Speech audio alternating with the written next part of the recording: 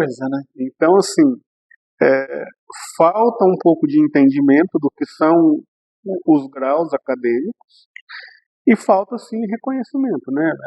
Na Europa, nos Estados Unidos também, na Europa, nos Estados Unidos, você vê esses profissionais sendo tratados com mais deferência, né? As pessoas entendem e enxergam de uma maneira diferente. E outra coisa também, muita gente não sabe, mas o próprio doutor para advogado, dentista, farmacêutico, ou seja, é só um jargão popular, né? É um pronome de tratamento, não é um título. Exatamente. João Paulo, quais são os próximos livros que estão para sair? Se você puder nos adiantar.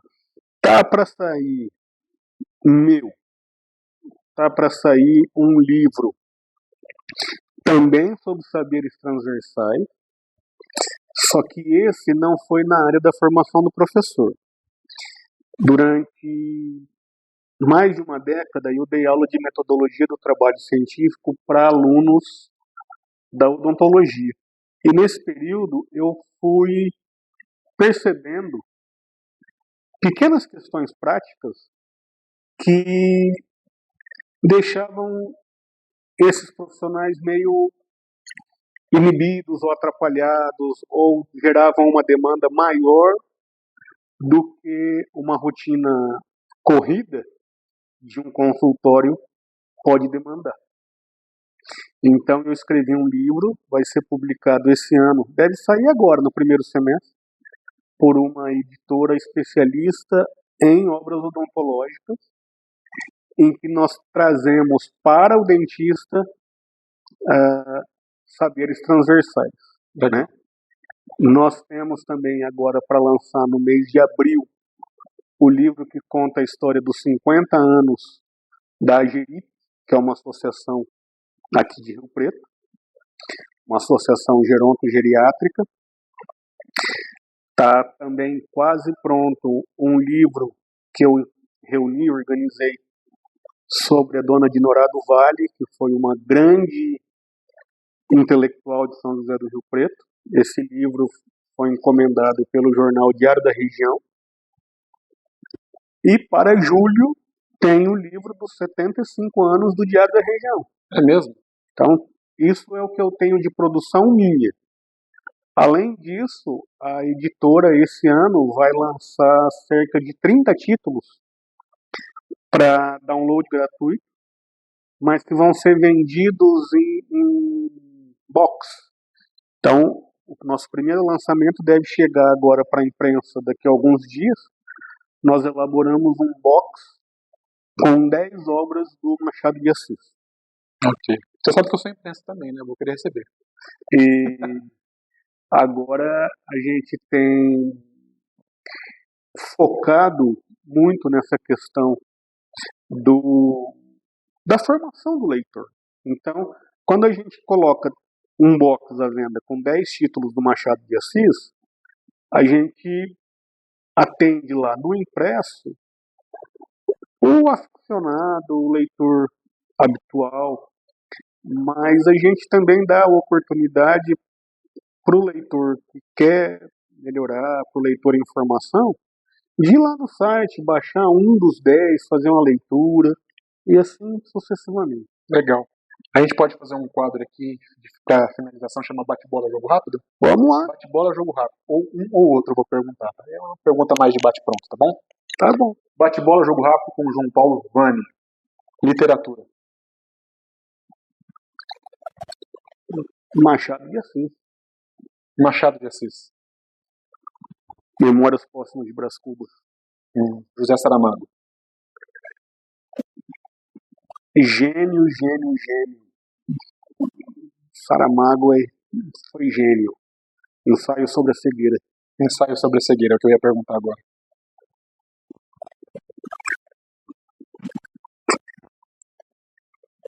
Tira a gente do escuro. Não alcança.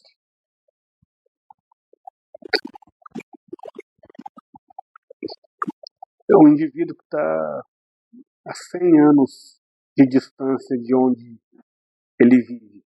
Ele enxerga Ele enxerga um mundo muito antes do mundo acontecer. Yuval Harari.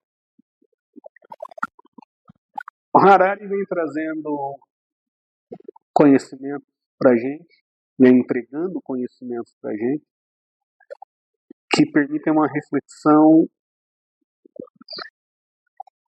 que expande.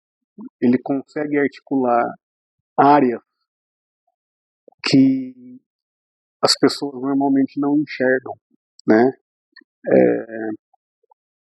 Essa integração dele, essa reflexão constante entre biologia e literatura e filosofia, a biologia, a questão da evolução do ser humano, e agora com as novas questões, porque ele já passou por tudo, ele já passou por biotecnologia, por inteligência artificial, então ele trata de assuntos que têm nos permitido alcançar reflexões que se integram de um modo que muitas vezes a gente não percebe. Ele aguça a percepção. Paulo Freire. Um gênio incompreendido. Paulo Freire acabou virando uma bandeira negativa para uma ala extrema da direita do país, que não consegue compreender que ele foi um indivíduo que permitiu que adultos fossem alfabetizados. E muitas vezes esse processo de alfabetização de um adulto vai mudar totalmente a história futura dessa pessoa.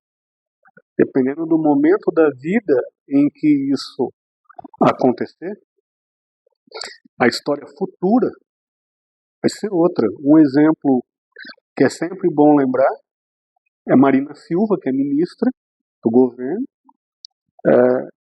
foi alfabetizada aos 16 anos. Ela era uma moça. Então, o que veio depois da alfabetização? Veio uma sede de busca por conhecimento que fez com que ela se tornasse uma intelectual proeminente, uma ministra de Estado, né? Então, assim, o que muitas vezes as pessoas não enxergam é o eco que o Paulo Freire gera. Sociologia ou filosofia? Filosofia. Filosofia ou antropologia? Filosofia. Antropologia ou história? História. Linguística ou história? História. História ou biologia? História. Ciência ou fé? Elas caminham de mão dada. Como? Basta você ler Adalto Lourenço. Adalto Lourenço foi aquele cara que disse pra gente o seguinte: a Bíblia diz em Gênesis que Deus falou, faça-se a luz. Quando Deus falou, faça-se a luz, aconteceu o Big Bang. E ele vai trazendo essa questão, essa amarração, mostrando que ciência e fé não são excludentes, são complementares. Um autor que foi muito mal compreendido pela crítica literária no Brasil, Paulo Coelho. Foi incompreendido por conta do momento histórico. Hoje, as pessoas já estão mais flexíveis, a própria crítica já está mais flexível no sentido de que literatura não é somente literatura canônica. Se os livros do Paulo Coelho não dialogassem com a sociedade, com o público, massas, não venderia milhões. Agora, é preciso que a gente entenda que cada obra tem uma finalidade. Isso na sua avaliação vale até para autoajuda, como por exemplo Augusto Cury? Vale para todo mundo. vale para todo mundo. O indivíduo que busca uma leitura, ele já é, a meu ver, um indivíduo que está um degrau acima. Por quê? Porque se ele busca a leitura, ele já é um leitor. Sim. Tá? A leitura é a ferramenta. A minha preocupação sempre é a formação do leitor. Esse indivíduo que busca uma leitura, ele já é um leitor. Agora, se naquele momento da vida dele, ler Augusto Cury vai trazer conforto, vai trazer conhecimento, se ler Paulo Coelho, é super válido. Por quê? Porque ele está lendo. E cada vez que a gente lê algum livro, esse livro nos aponta outros livros, com certeza, que apontam outros livros, que apontam outros livros. Então, à medida em que você solidifica o seu hábito de leitura, você também consegue compreender o que você está lendo em mais camadas. Você vai se aprofundando naquela leitura, os elementos semânticos vão saltando aos seus olhos, os elementos pragmáticos vão saltando aos seus olhos, e à medida em que você vai se tornando um leitor mais experiente, você vai buscando textos de escritores mais clássicos, né? Mais canônicos ou com mais espaço na crítica. Agora, a gente não pode simplesmente ignorar que a minha geração teve como porta de entrada a Turma da Mônica. Entendeu? Então, assim, muitas vezes eu percebo que se discute muito o que ler e as pessoas não conseguem começar pelo Dostoiévski. Com certeza. Até pela densidade da leitura. E aí, desiste, deixa o livro lá e acabou. Não. Sabe, existem vários trabalhos que a gente reúne textos curtos. Então, por exemplo, eu lanço agora no mês de abril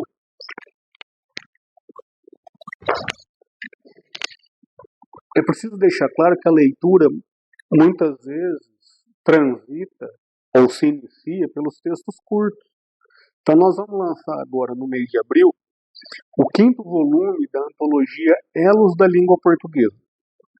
Essa antologia é um projeto internacional que nasceu de uma parceria da Academia de Escritores com a Tertúlia Lusófona, que é um projeto voltado para o ensino de português como língua de herança, basicamente alfabetizar filhos de falantes de português que nasceram em outro país e que não têm a língua portuguesa como língua mãe, e também uma parceria com a Associação Portuguesa de Poetas, que tem sede em Lisboa. Então, estamos chegando no 5º volume. Esse projeto ele foi concebido para 10 volumes. Um volume de apresentação e um volume para homenagear cada país lusófono, não, cada país membro da CPLP, né? Que é a comunidade dos países de língua portuguesa. Então, esse livro que sai agora em abril, ele é uma homenagem a Angola. É uma antologia, tem 300 e poucas páginas, mas são 83 autores. Então você lê um texto hoje de 3, 4 páginas, amanhã você lê um poema de 1 página, depois de amanhã você lê um conto de 7 páginas. Então, o hábito da leitura, ele se pauta na leitura. Você só vai ter o seu equilíbrio melhorado na bicicleta se você andar de bicicleta. Tudo é assim, tá? Então, eu acho muito importante que a gente tenha isso em mente. Construção e constância do hábito de leitura. O indivíduo que de repente começa lendo uma literatura mais de autoajuda ou uma literatura mais recreativa,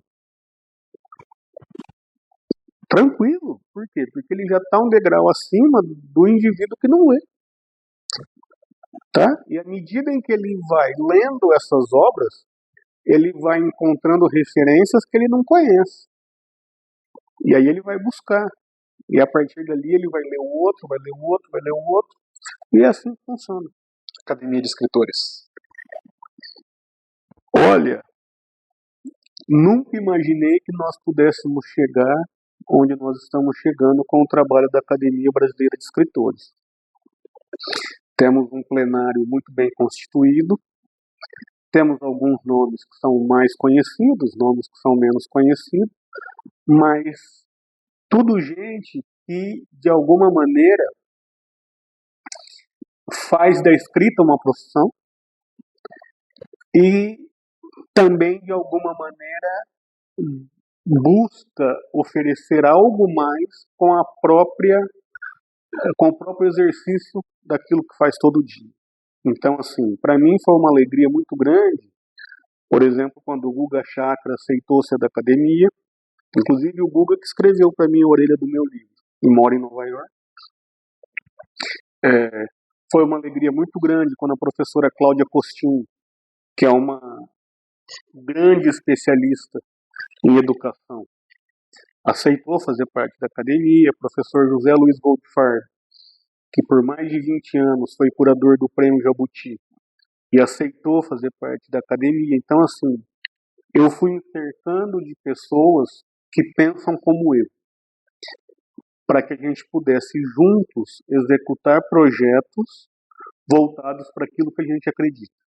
Legal. Diário da Região. Cara, o Diário da Região faz um trabalho regional de uma seriedade tão grande que conseguiu agora, já nos últimos anos, mais do que nunca se reinventar. Porque um jornal que vai fazer 75 anos é porque se reinventou. E se reinventou, e se reinventou.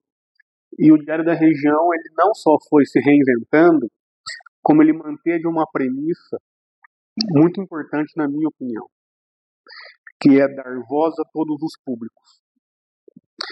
Então, hoje, o Diário tem um time de articulistas bastante grande, bastante amplo e bastante heterogêneo.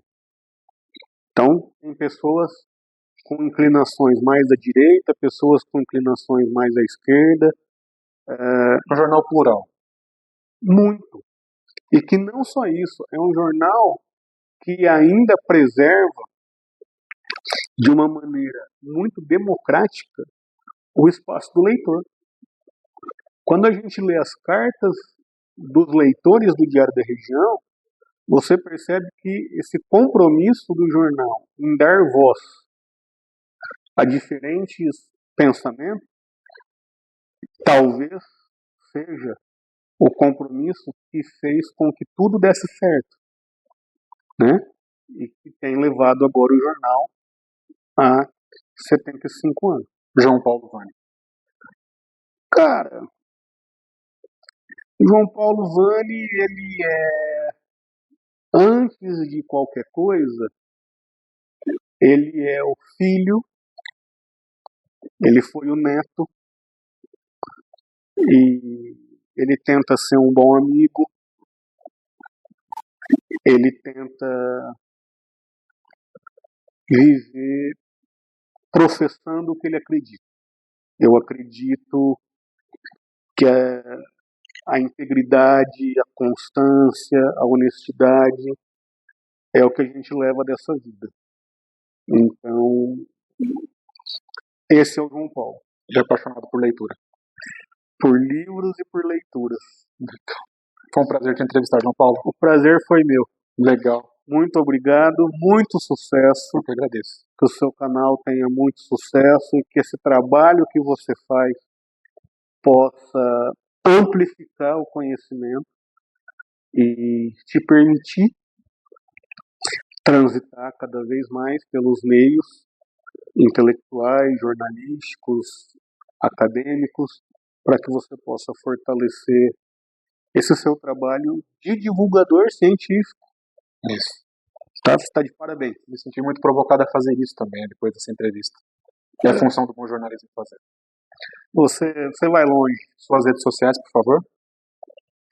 Cara, eu tenho um Instagram que é jpvani.oficial. Certo. Coluna no Diário da Região é quinzenal, semanal? Sábado sim, sábado não. Quinzenal, então. Quinzenal. É isso aí. Estamos lá tentando levar uma visão de mundo que dialogue com as pessoas e que principalmente mostre para as pessoas que é possível viver num mundo de paz, num mundo não polarizado, que você pode encontrar elementos positivos nos dois lados e principalmente que você precisa se manter longe dos extremos. Tratar a ordem no caos.